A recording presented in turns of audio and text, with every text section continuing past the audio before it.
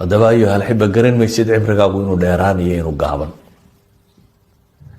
garan maysid khaatimadaadu waxay noqon doonto, laakiin haddaa waxaad garanaysaa inaad jidkaa iska saaraatid oo ku toosnaatid, lacalla adigoo qumanuunin mar naftu kaa baxde, lacalla mucawiqaadka waxyaabaha dadka jidka weydaariyana waa tiro badan yihin. nabiguna calayhi salaatu wasalaam wuxuu tilmaamayaa maalmaha dambeeya ayaamu sabriga la yidhaahdo diinta qofka haystaa uu konton idinka idinla mida la ajar yahay baa layidhi. baahantay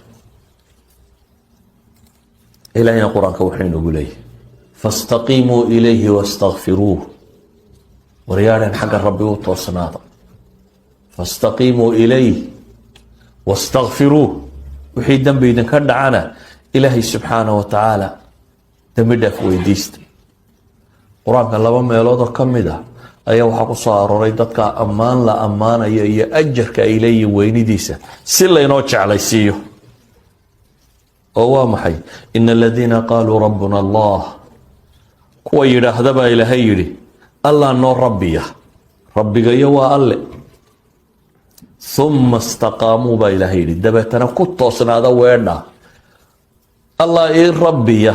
macnay sheegaysaa, macnaha ku toosnaada baa ilaahay leeyihi. kuwaas